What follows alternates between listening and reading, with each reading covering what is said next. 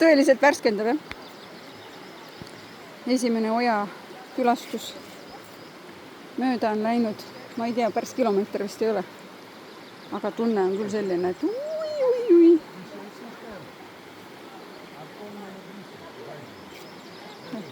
Et oleme käinud juba terve igavik.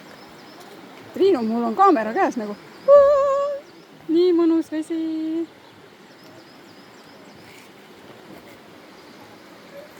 Ja rahvast tuleb jätkuvalt.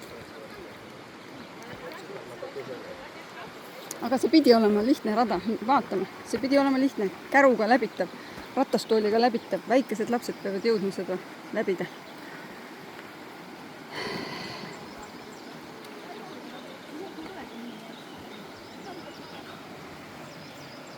Ja mis on huvitav, me oleme peaaegu kilomeeter maha käinud ja ma ei jähigi praegu veel.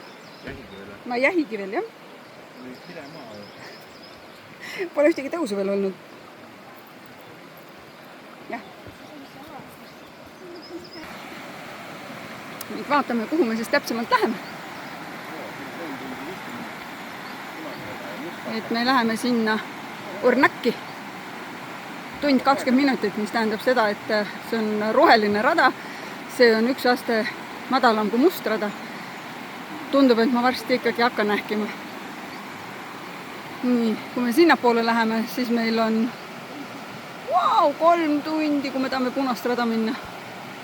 4 tundi peaaegu. Ei, ja neid mustasid me ei võta. Järelikult me läheme ikkagi siia. Niimoodi. Hakkame siis minema. Läheme siit silla pealt.